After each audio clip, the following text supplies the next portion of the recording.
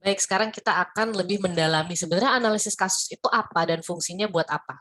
Jadi tadi kita udah belajar ya. Pertama itu milih mangga, yang kedua itu memperhatikan kapan ibu itu pakai celemek dan kapan dia tidak pakai celemek. Nah, jadi analisis kasus ini fungsinya adalah dia memungkinkan kita untuk bikin teks yang sama, tapi eksekusinya beda gitu. Jadi pilihannya misalnya ada 10 gitu ya, tapi teksnya sebenarnya itu doang. Cuma tergantung dari inputnya, kalau misalnya inputnya beda, hasilnya beda. Kira-kira seperti itu. Nah, analisis kasus ini seringkali disebut sebagai percabangan atau kondisional. Ada juga yang suka bilang itu sebagai if kondisional gitu ya. Jadi ini yang akan sering saya ulang-ulang. Saya lebih suka bilangnya kondisional gitu ya. Nah, jadi intinya disebut sebagai percabangan atau kondisional karena dari satu langkah dia akan ada beberapa pilihan atau dia akan bercabang menjadi beberapa langkah, walaupun nantinya dia hanya akan pilih salah satu. Jadi nggak mungkin, misalnya percabangan 5 dia pilih 2 itu nggak mungkin. Uh, Hanya mungkin kalau kita suruh kayak gitulah ya. Cuman idenya adalah dia cuma pilih salah satu. Jadi kondisinya ini, kondisional ini terdiri atas dua hal. Kondisi pertama, yang pertama adalah kondisi. Nah itu dari tadi saya kebolak-balik, kondisional sih soalnya ngomonginnya kan ya. Pertama kamu lihat kondisinya dulu ya. Jadi ekspresi apa sih yang akan menghasilkan true atau false gitu ya. Jadi pertanyaan kamu tuh apa gitu. Kayak pertanyaan pertama tadi, apakah mangganya kuning atau tidak gitu kan ya. Lalu baru kamu ke aksi ya.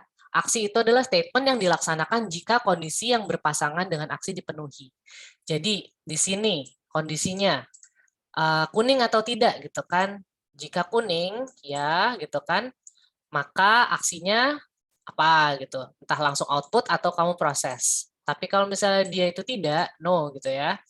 Lalu aksinya apa? Entah proses atau output langsung gitu ya. Nah, lalu analisis kasus ini harus memiliki dua kriteria atau memenuhi sebenarnya dua kriteria. Pertama, dia harus komplit ya, dia harus benar-benar lengkap. Semua kasus itu harus terdefinisi, nggak boleh ada yang tidak. Jadi kalau misalnya kamu cuma ngasih satu if kuning gitu ya, dan kamu nggak kasih tahu else-nya, berarti if kuning ya dia akan jalan pokoknya if kuning maka matang. Tapi kalau misalnya di luar itu, dia misalnya bilang error. Kecuali kalau misalnya kamu cuma kasih satu kondisi, seperti tadi if kuning, oh enggak, yang celemek aja ya. If bajunya cerah gitu kan, maka pakai celemek. Artinya di luar dia bajunya cerah atau kalau misalnya bajunya tidak cerah, dia akan langsung ke perintah selanjutnya, langsung potong kentang gitu. Jadi dia harus benar-benar lengkap. Kalau kamu punya 5 pilihan, artinya kamu harus punya 4 pilihan awal dan satu else gitu ya. Atau setidaknya 4 pilihan awal dan satunya ini dianggap pokoknya selain itu apa gitu misalnya. Jadi benar-benar harus komplit, nggak ada yang tidak terdefinisi di situ. Dan yang kedua, nggak boleh ada kasus yang tumpang tindih atau overlap gitu. Misalnya kamu pengen jika gini, if pertama gitu ya, if pertama adalah besar dari satu, if kedua gitu ya, dia besar dari dua ya. Cuma gini doang. Ini tentunya akan menyebabkan error karena angka 3 itu sama-sama lebih besar dari satu dan lebih besar dari dua. Jadi kalau misalnya kamu mau bikin if yang kedua itu adalah besar dari dua, artinya dia itu harus besar dari satunya ini. Kamu mau sampai berapa gitu kan? Besar dari satu misalnya, tapi kurang dari katakan 1,99 misalnya gitu kan ya. Nah, gitu kan. Di sini berarti kamu pengen besar sama dengan 2 misalnya kan, baru sampai kecil dari 2,99 misalnya. Kira-kira seperti itu. Jadi kalau misalnya kita potong kayak gini doang, programnya akan bingung. Karena angka 3 itu sama-sama lebih dari satu dan lebih dari 2. Nggak boleh seperti itu. Oke? Nanti dia bingung, dia mau pilih yang mana nih, gitu kan, tidak bisa membela.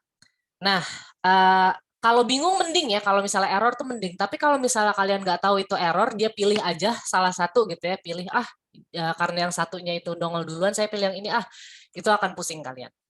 Oke, contoh gitu ya, diberikan sebuah bilangan bulat, misalnya A gitu kan, nyatakan apakah bilangan tersebut itu positif, negatif, atau nol gitu ya. Nah, yang komplit dan disjoint itu adalah kalau misalnya A lebih besar dari 0 ya, itu berarti kan positif. A kurang dari 0, dia pasti negatif. Kalau A sama dengan 0, dia berarti ya 0 gitu ya. Udah 3 kasus aja. Di luar itu tidak bisa. Oke, jadi sintaksnya kira-kira seperti ini. Kalau misalnya kita lihat Python-nya langsung boleh lah ya. Sekarang misalnya jadi kayak gini.